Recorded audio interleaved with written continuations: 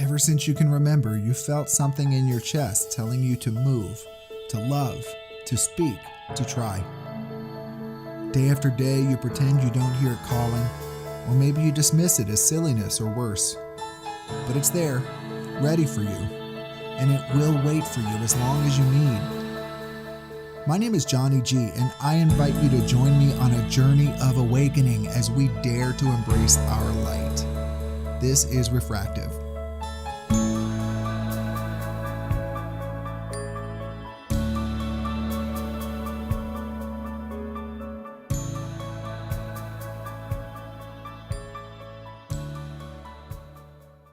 Hello, everyone, and welcome to another episode of Refractive Podcast. I'm your host, Johnny G.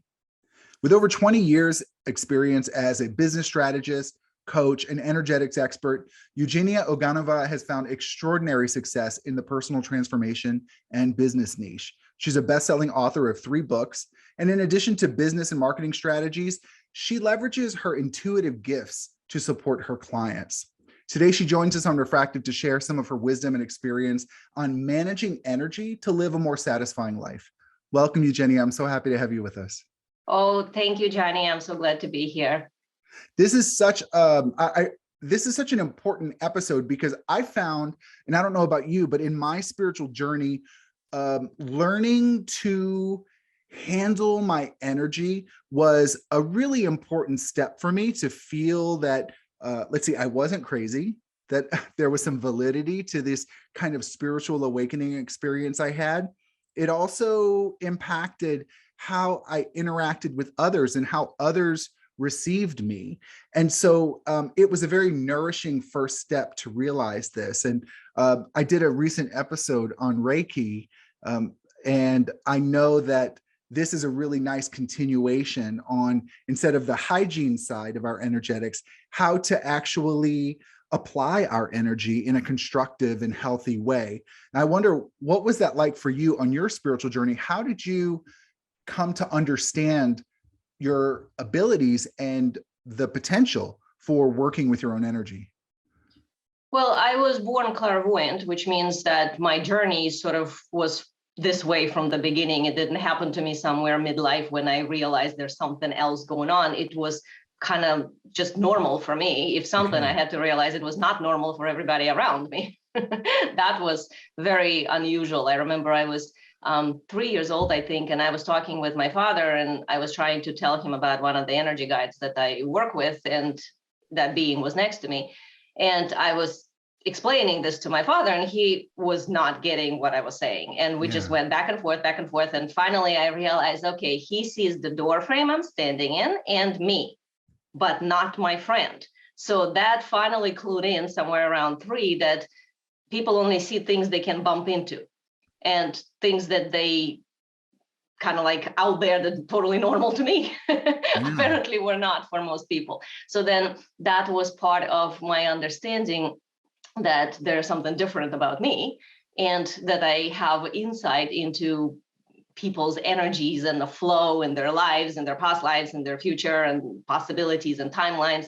And that naturally kind of led into a very unusual relationship with a lot of people, because they would see me differently because I had that ability. And as far as managing that, well, part of the managing back then was just hiding it, because that was not something that made my life easy. But over the years, like, I started seeing clients when I was 14 years old, because that's where, it just couldn't be hidden anymore, and people were coming to me anyway, and it just became a full practice. So I started seeing clients and working. Since then, I still am doing this. It just evolved into different areas, and now I'm a business coach. But originally, it started more from the standpoint of helping people understand what they're here for and what is in the way of what they meant to be doing and why certain things are happening. Most common questions were always like, why? Why do I feel upset? Or why is this bothering me so much?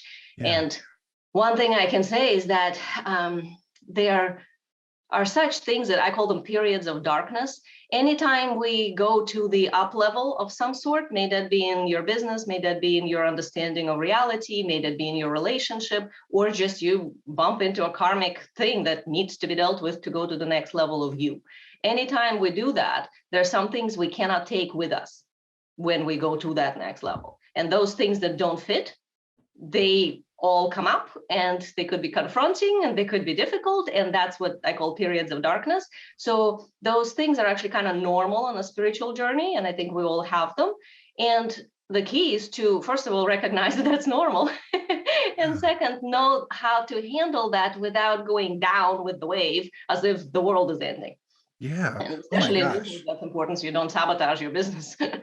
So let me ask you, I mean, just because it's such an extraordinary experience you had, it had to be confusing for you as a young person to come to terms with realizing, okay, I maybe I can't share my experiences as authentically with this person.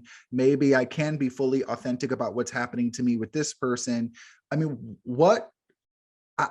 I'm just so curious as to how that impacted your own maybe social development and your experience of friendships and close relationships. Didn't have any of those. And it was not confusing, it was painful. Yeah. Okay. Because I was heavily bullied and I was not accepted. I was seen as some sort of a witch or a weird person or somebody who might know something about them that's a secret, and then that means I'm an enemy. So growing up was never fun. But then the same people who were actively unhappy with me in the public eye were then coming to me secretly behind the scenes, asking me questions and paying me money. So that very quickly became this kind of a twisted reality of like, okay, on the front, I'm the bad guy, but on the back, I'm sort of the one that's sought after for the truth. And I think at the time I was 14, I finally just turned it around and I said, okay, I'm done with this. I'm going to be that, and you're just going to have to deal with it. So a lot of it was me choosing to not have friends as a way to make myself visible instead of trying to pretend I'm normal and then, have friends that were sort of fake. So that was the adjustment. And I lived in an area that was dangerous a lot of times. So there was a lot of just kind of survival. So having this ability actually, I believe, helped a lot of people around me with the things I share to make sense of their reality. And as far as my social, I always joke with my husband that I'm not socially normal, like that most people are socially normal. I'm not neurotypical, so my brain is wired differently. So on top of that, I'm like very much socially not normal with my ability added to it, which actually is sort of part of, I think, the mission that I'm here on. And that's one of the things I always tell people is that whatever you think is the negative or the weakness, it's actually not. It's something that there is a reason why you build yourself this lifetime this way. Because when we come into a lifetime, there's only so much we can take. We cannot take everything. Like you only have suitcase that you can pack certain amount of things in. So like for me, social normal did not make it. But because of it, I put the ability in that is awesome. So for somebody else, they might have some other things that didn't make it. But it doesn't mean that it's a bad thing. It's actually more like a clue to, okay, what does it mean? Why did you design yourself in a way where this specific thing is a difficulty for you? Like what else made it that kind of like not compensates, but like that adds value that actually is where the gift is. Right. Exactly. I think that's super valid. I was talking with someone about how it seems in the past 40 years, there seems to be a significant increase in, let's say, children being born on the spectrum, right?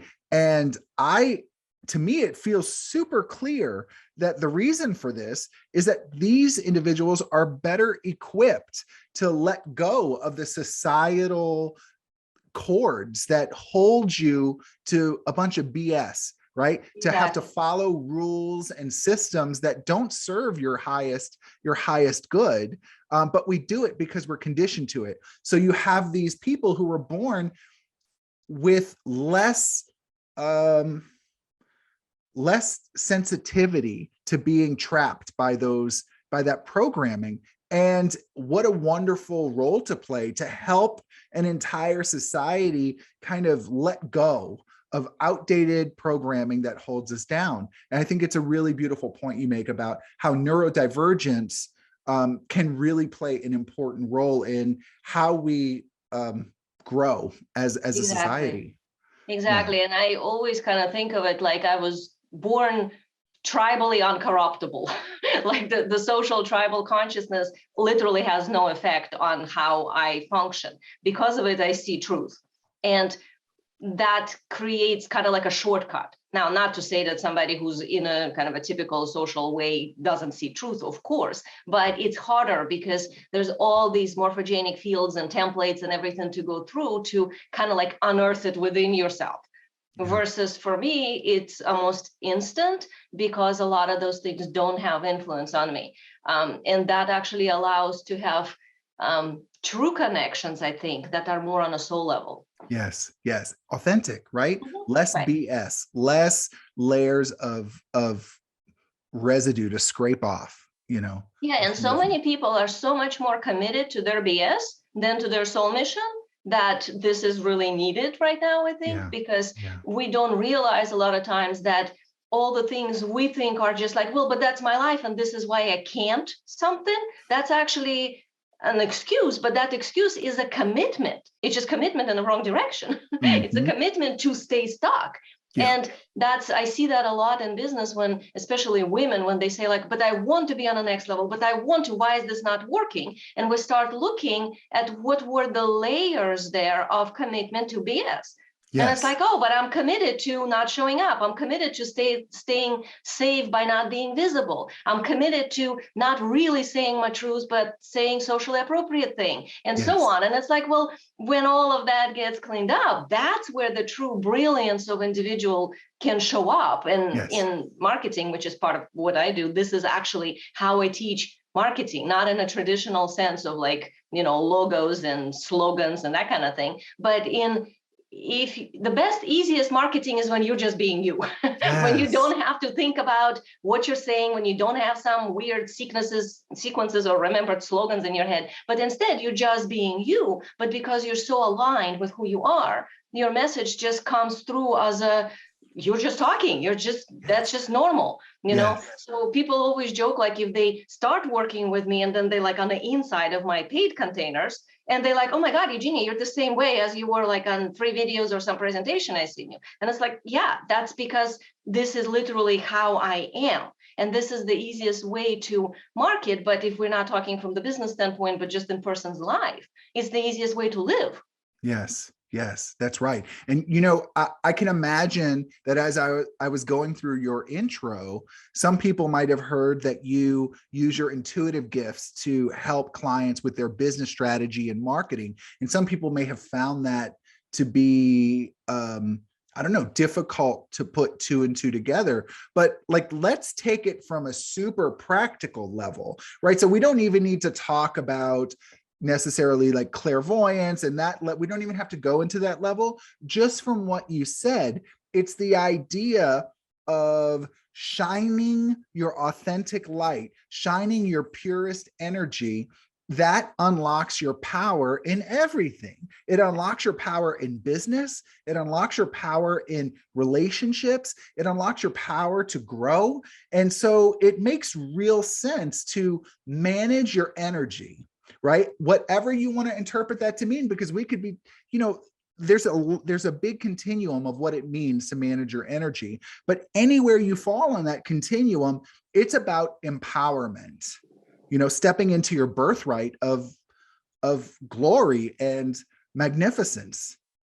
How do you, tell me about how. This is Go ahead. Kind of like brings up a whole thing here as you're talking. I'm just thinking like, ooh, this makes sense and this connects to that. See, the way that I see reality is that it's kind of like a triangle. Like we have the oneness energy, which is the God source, the universe, whatever you want to call that, the bigness of it all, the wholeness. And then we have the sort of more masculine, like the action part. And then we have sort of the feminine, the receiving part. So that is what I bring into how I work in a really practical sense. So we can say, so the large part, that would be quantum possibilities. The action part would be literally soul aligned action and boundaries, because most people actually struggle there, and that's part of the incorrect action, overdoing, overgiving. And the other side would be expanding their wealth container so they can receive and actually feel fulfilled. So if we weave all of that together, that's what it would translate into in a more practical sense. Like, let's say if you're working on something and you're just looking for like, what's the next step? What should I do? Then you're ignoring the other two components, which means it's going to be lopsided, which means your energy is not going to be managed well. Or if you just go into, I'm just going to sit here, meditate, and vision, and somehow it will all happen and I don't have to do anything. That's also ignoring the other two sides, because that's too extreme in another direction. Or the third version is where people just kind of go into this daydreaming of possibilities, but then there is no action and there's no receiving of it either, because they're too disconnected from it. So all three components need to be balanced. So when I work in a business sense with somebody, we don't just figure out, okay, what should we do? We figure out kind of like, how are you made in this lifetime? What is your soul design? And then from there, what are the timelines and possibilities available to you now? Kind of like, what are we working towards? Not what's the next step, but what's like 100th step? Because if we don't know where we're going to go, how are we ever going to get there? So we look at the bigger picture, and most people actually have a lot of issues in dreaming. I call it daring, like you have to dare to dream big. And most people kind of like, they know what they don't want, but they get scared to really look at what they do want, because after a while, it's like, well, but once my mortgage is paid, and once, you know, my kids are happy, and once I did this, and then I get this many clients and this and that, and then I don't know. And it's like, nah, we gotta go bigger here. Otherwise, you can't go anywhere with that, because then you're just fixing what you think is broken instead of actually managing your energy in a way that's going to propel you forward, not just linearly, but also non-linearly. Linear propeller, that's like your action, right? That's the steps you take. Non-linear, that's this whole, you know, quantum creation, when you dream things up, when you hold the intention, when you use your intuition, and so on. So when we don't have the vision that's big enough, we can't use the non-linear part. We get stuck with linear only, and kind of like a microscope instead of a telescope. So we get stuck in these teeny little things. You know, it's like sometimes people say like, oh, I just need to fix my website, or I just need to do this webinar right. And it's just like, okay, why are you even doing the website or webinar? What's the bigger vision here? So once you see the bigger perspective, that allows you to manage your energy in the movement, relax and receive, movement, relax and receive. But now you know that the universe is actually helping you to get there, because you told the universe where you want to go. That's right. Exactly. You know, there's a quote that I reference pretty often. I just think it's so inspirational for me. It's from The Alchemist by Paulo Coelho. And he says that when you follow your personal legend, meaning when you follow your true mission, right? Or your true purpose, when you follow your personal legend, the whole universe conspires in your favor.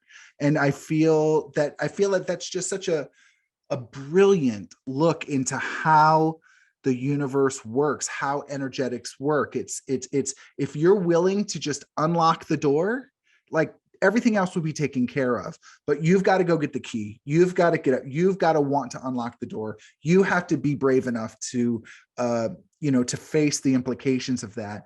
And once you do, like, things start swirling. It's so much bigger than this tiny earth life. I wonder, from your experience, what does it look like when people are able to manage their energy, for lack of a better term, manage their energy to set up a life that is more in flow? Well, in the thing you just said, there was one piece missing. You said to go get the key, to find the door, to open the door. I would say, and also to clean up the clutter that's in the way to the door, because most That's people have right. That's plenty. right. So, as to answer this question, what does it look like? Well, first, it looks like looking through all the crap.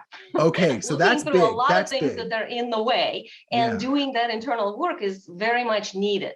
Tell I me also about think that. that, yeah, a lot of people do this work incorrectly from my perspective. By incorrectly, I mean they're hurting themselves. Going through some things that are in a way does not mean you have to go and feel it all over again. Does not mean you have to dive in the agony of whatever happened before and process it through everything. It does not mean you have to relive it. It does not mean you have to dive in and open up and analyze and amplify. None of that. Really, the only thing is that you need to figure out what was the lesson, because if you don't know what the lesson is, it will repeat itself. So you need to understand, why did it happen, not from the standpoint of who else did what, whoever's motivations were, but what did it teach you or try to teach you, so that you can try to extract that lesson.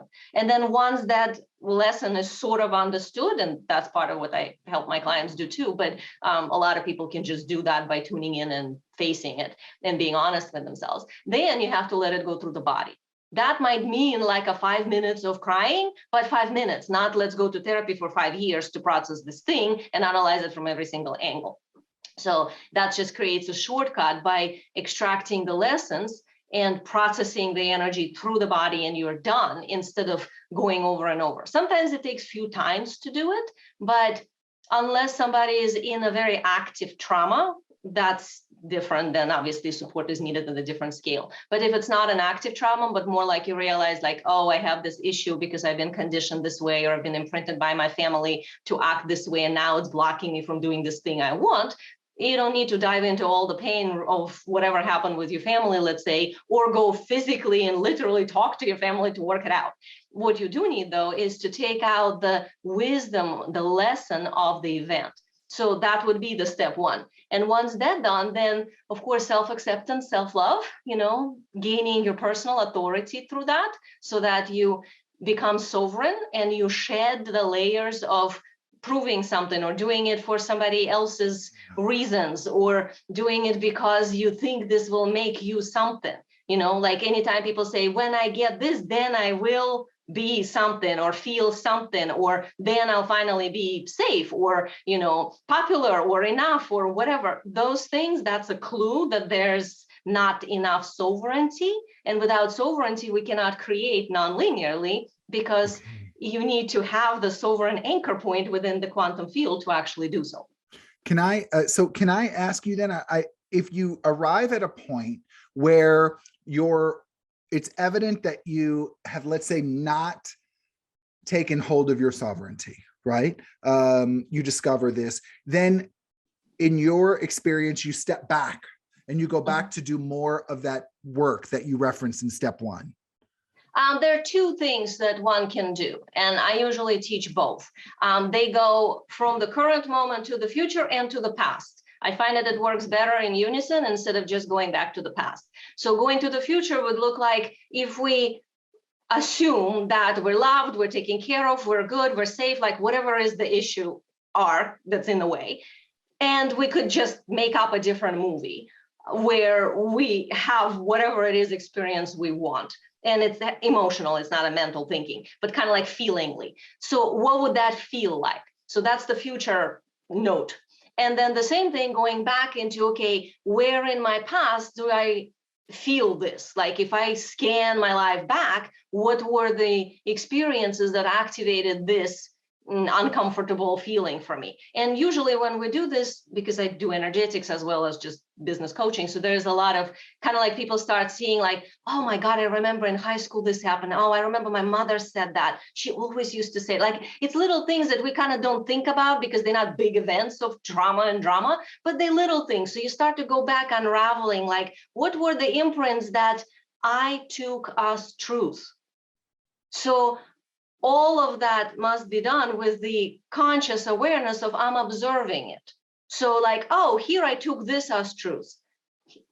is it actually true? So the key is to separate something that we assume is true and move it to the category of just an opinion.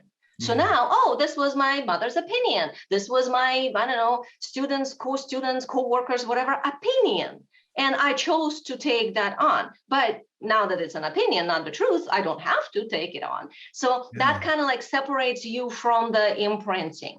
And then at the same time, if you're actually holding the future point, as in this is what I want it to feel like, that's what then begins, like what you said, the universe conspires to help you, because that's when you start to have dreams or experiences, and quite often within a few days, if not maybe a week, you actually feel more sovereign, but you didn't dive into any drama and trauma, but you pulled out the pieces and you shed the layers. And that then allows you to create. Okay, that's beautiful. It sounds a lot to me like what happens in EMDR therapy. I don't know if you're familiar with that, but the whole idea of, let's process this memory that has been misfiled, or and let's put it in the right file so that the brain doesn't accidentally apply it to inappropriate situations. Exactly. We all meant to have a library of different opinions and whatever, and sometimes it's very beneficial to even have a library of opposite than your opinions, because that might make you a better writer or better whatever, because now you know what misconceptions out there are that you want to bust, let's say, through your writing.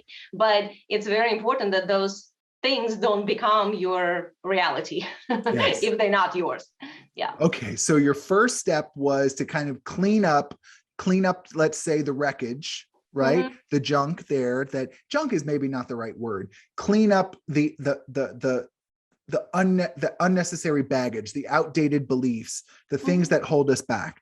Then step two, tell me again, what was the key of step two? The step two is self-love and gaining that self-acceptance. That's the beginning of starting your own authority. Then you move into sovereignty, which is what we were just talking about. And after that goes the mastery of actually creating. So that mastery looks like being able to utilize these pieces that I was saying before, the oneness, the wholeness of the universe, which means you have to be connected to it, and the proper action, which is soul aligned. So you're not just running around like an Energizer bunny frantically doing whatever, but you're doing the specific things that are soul aligned, and only them, which usually like 2, 3 instead of 20, and that you are in a state of receiving, because a lot of times we do a lot and we kind of put our energy forward, but we forget that we actually have to receive what's coming. So if somebody is bent on, I have to make it my way, like I have to do it, a lot of times it mistranslates that doing it your way means you're the only one doing it, when actually doing it your way can mean in a cooperation with the universe or with other people that come in and be helpful to support you, to introduce you to somebody, and so on, like little things that we can't control. But if we're able to receive that, and some people are like really good at being able to receive just amazing magical opportunities come to them all the time, that's because they don't have a block on receiving it. They don't think that somehow means that they're not doing it. It's just part of how they see doing it. So opening that up, and the wealth container as well, if we're talking about money as a component, to be able to receive money. If somebody's wealth container is like a little Chinese teacup, then they can work really hard and do all the magical things and still not gonna be able to actually pull in wealth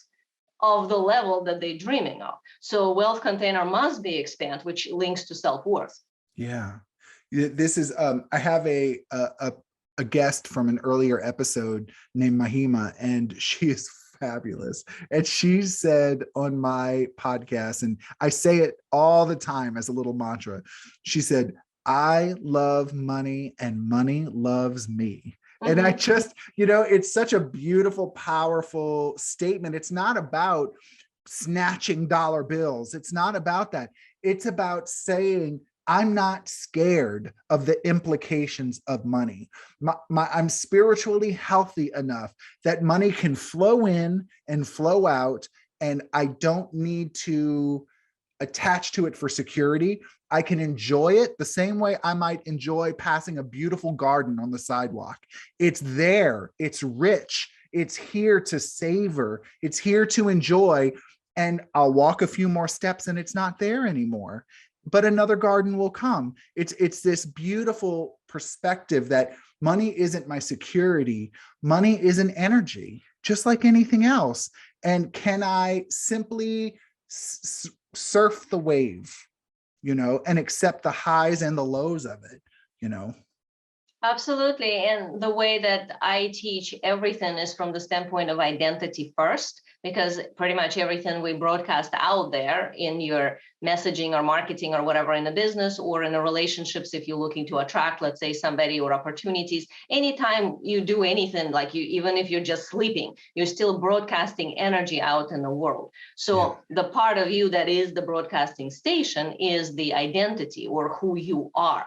Mm-hmm. So if we link that to wealth, I always kind of go from I am wealthy.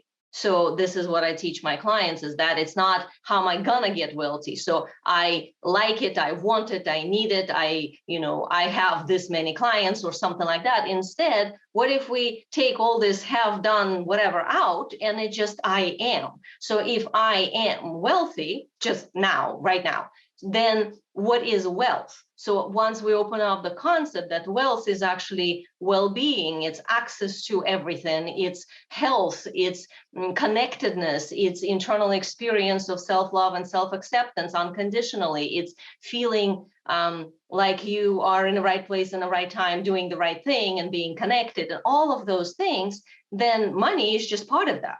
Yeah. So if I am wealthy, then I am wealthy now. So that means it creates an anchor in the future for whatever on the material plane now needs to rearrange itself to make sure that your statement is true, that yes, you are wealthy now. Yeah. So how do you prepare that, let's say, that receptacle? How do you prepare yourself to receive as you referenced earlier? Well, I would say that we're naturally all it's a factory setting on the baby to just be open and receive. So when we have issues with opening and receiving, it's not because we need to learn how, it's because we need to unlearn our blocks to it. Yes. So it's never really how do I learn to receive? It's more like what's in the way? Why am I not allowing it? That's why I use the word allow. It's not really to do anything. It's more like get out of your own way. So it just happens. So when you allow something, you have to be internally in alignment with or relationship with in some way conceptually with the divine, with the bigger picture. And if, let's say, a person has an issue of like safety about that, like opening up or whatever else is in the way, all those things then become blocks to receiving. So I would say that it's not really how do I learn to receive better or how do I expand my wealth container. It's more like I expand my wealth container or wealth capacity by clearing layers that sabotage my ability to receive that is actually natural to me. Yes. Okay. So it's that self-exploration. It's doing that inner work. It's journaling. It's speaking with trusted, with trusted individuals, whether coaches or family, or even, religious leaders or spiritual coaches, to just process that. Yes.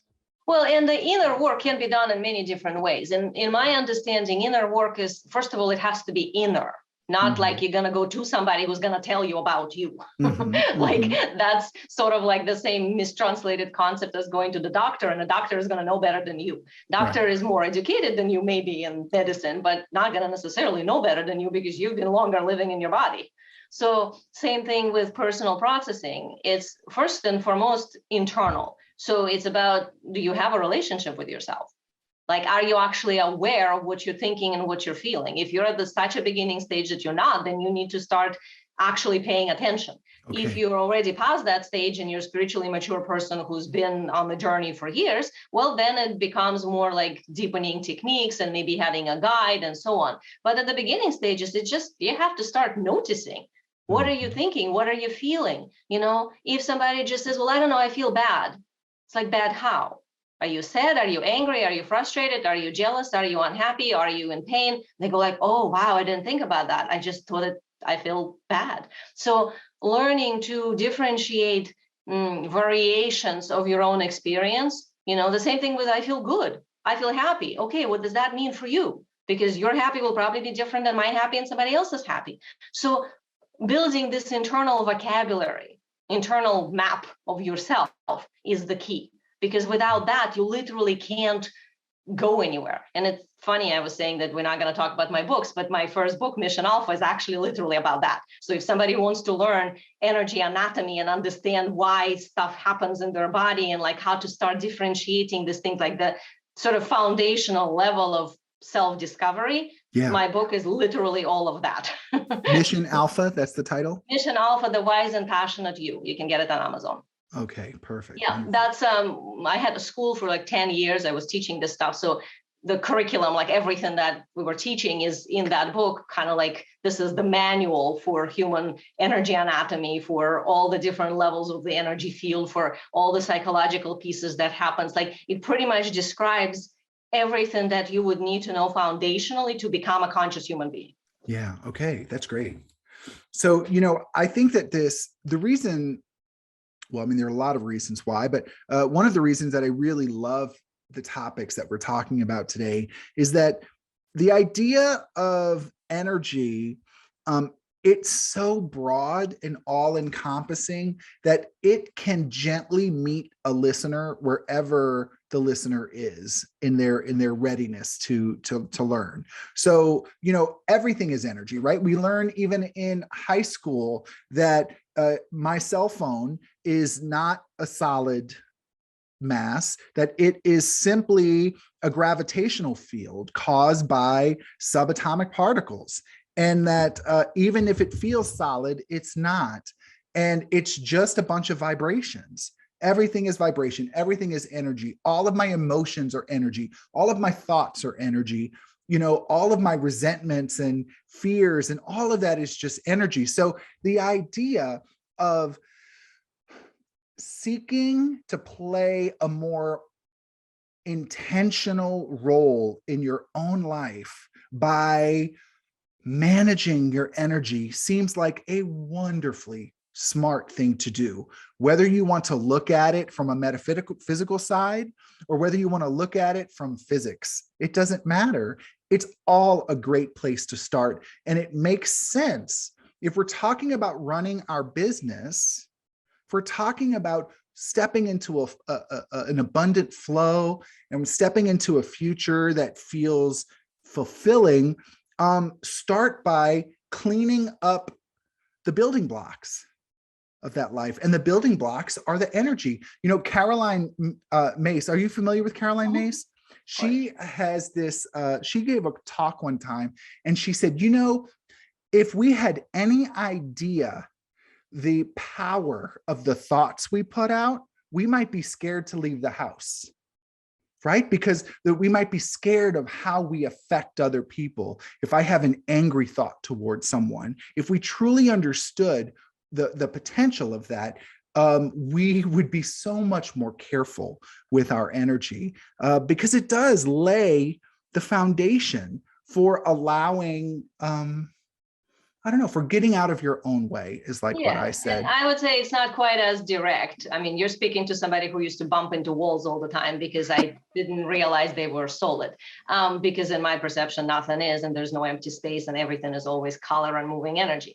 But this concept that like when you have an angry thought or a sad thought or whatever, and you can throw it out and somebody can get hurt, that's actually not quite true. Because in reality, we would have to receive that and choose to get hurt by it.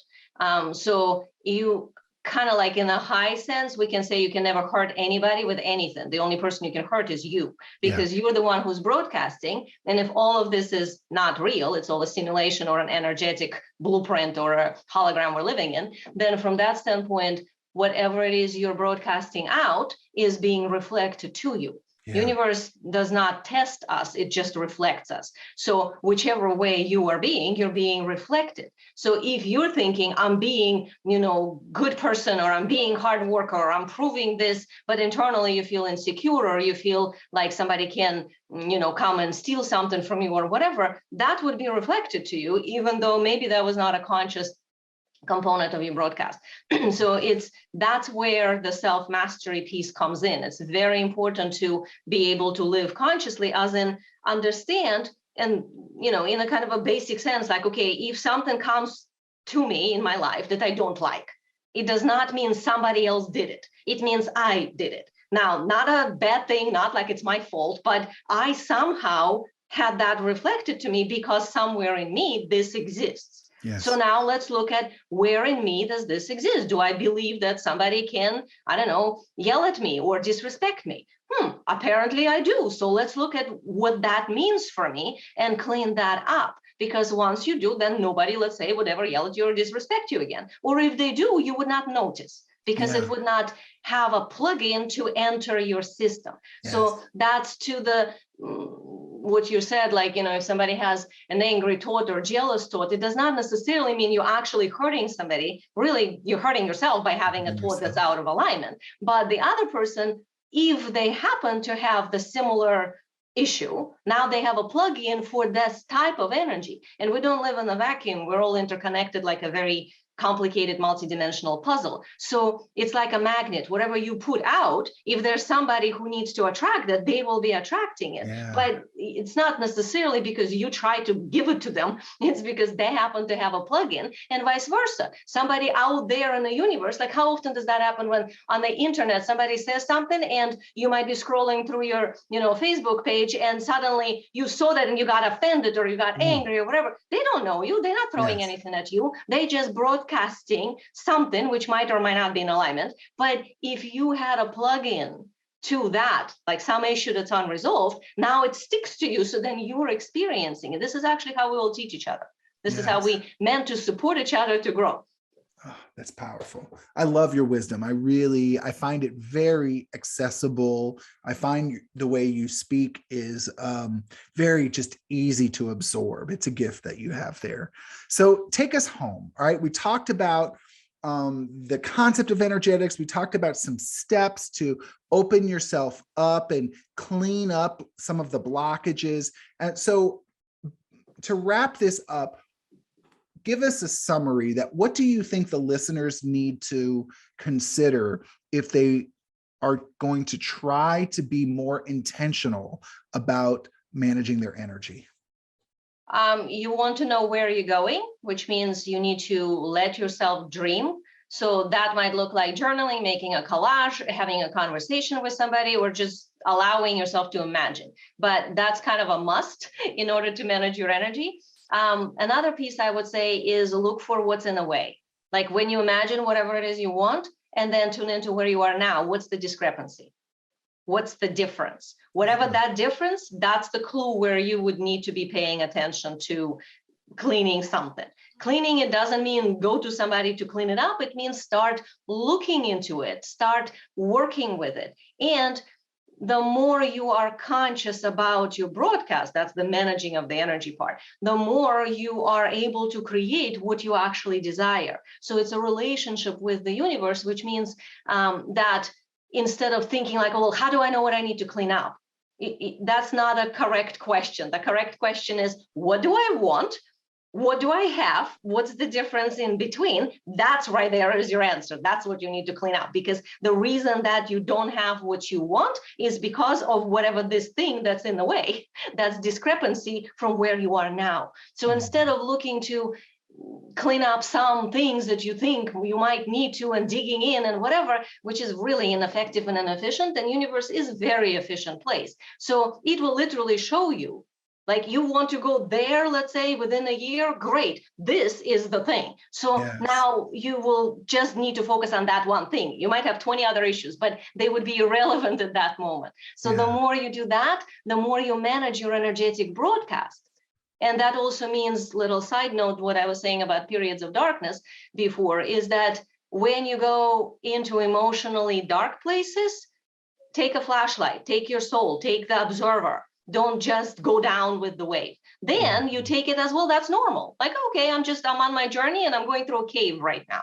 That's expected. And if something, it actually means I'm coming to a really bright light soon. Yes. Oh, that's powerful. I love it. And I hope any of my entrepreneurial listeners just now heard you talking. I mean, like, spoken as a true businesswoman, talking about gap analysis, right? Right. Yeah. What's the delta? What's the change? I want to grow. I just think about sitting around that conference table in my professional life. And, we talked about that all the time. That's how businesses grow. They look at the gap between where you are, where you want to be, and then they break it down into manageable steps. And it's refreshing that same process works for your own personal development. It really is simple, it's manageable, it's accessible, and it's motivating. So thank you for sharing that. If our listeners wanted to learn more about your expertise and the depth of your offerings, or maybe they wanted to email you some questions, how can they get in touch with you and learn more about you? Well, there are two sort of directions in how I work. One is for non-entrepreneurs. This is pure consciousness direction. I have a group called Transcension Gate. And that is where I teach this transcension method, which is what you and I were just talking about. So if you are on a journey, you're just starting, or you're midway, or maybe you're already really spiritually mature person and you want to deepen in. Right now, I'm teaching quantum evolution within Transcension Gate. So you're definitely welcome to join us. That's one of the programs I have. And you can find it on my website, which is transcensiongate.com. Okay. So that would be the non-entrepreneurial direction for just personal development. If you are an entrepreneur, I work with spiritual coaches, healers, personal transformation experts. So not product-based businesses, but the people who are creating something from their essence. That this is like you're a teacher at heart, or you're a natural nurturer and supporter in heart, or you're somebody who's a visionary and a leader, and you're meant to change human consciousness. Those are the people that I help create businesses that they can actually save themselves years of pressure and forcing themselves into things that kind of like rigid masculine out their business strategies, but instead take from that structure what is needed and align it to their natural way, to their soul design. And then from that place, create their business in a way that feels good. So they actually living their soul work, but they also well financially resourced for doing it. They're getting paid for doing it. So that's what I do. So now, as far as like where you can find me, obviously on the Facebook, you can look at Eugenia Oganova, and that's from there you can go anywhere. I have a business page, which is Eugenia Oganova Soul Strategy. And I have a free Facebook group, which is High Ticket Clients Energetics for Spiritual Coaches. So that's where for free you can find me and ask me questions and all of that. And as I said, my website, which is transcensiongate.com. And for the entrepreneurial direction, it's soulstrategywebinar.com. Soulstrategywebinar.com will get you to literally a free training where all these things that we were just talking about, but in application to business, I can show you more. It's how spiritual and conscious coaches get to sustainable 10K months from doing their soul work and find high ticket clients that are paying them more than $5,000 for their offers. So they're well resourced and they feel good doing it. It's a conscious model of coaching, essentially. So that's what the Soul Strategy webinar is for. So depending who you are as the listener, if you're not an entrepreneur and you want more conscious, then transcensiongate.com. If you are an entrepreneur and you're looking for getting money for your soul work, but doing it in a really aligned way, soulstrategywebinar.com. That's amazing. Thank you so much for that. Eugenia, I want to just show you my appreciation for coming onto the show, sharing your lifetime of experience, the wisdom you've picked up along the way. I felt nourished by it. I imagine the listeners will feel nourished by it. So just thank you so much. Oh, you are very welcome. I'm so very glad to be here and share this with your audience. Everyone, thanks for tuning in to another episode of Refractive. Have a wonderful day and aim your light. Take care. You've been listening to Refractive Podcast, and this is Johnny G. If you found today's content uplifting, if you think it might make somebody's day better, give it a share on social media, click like, subscribe. All those things help to expand this podcast's availability to new audiences. I'm a speaker, a coach, and a facilitator based out of Washington, D.C., but I travel a lot. If you think I can be of service to you or to your organization, help people get unstuck or move into their authentic power, shoot me an email. My email address is refractivepodcast@gmail.com. Take care. Thanks for listening, and aim your light.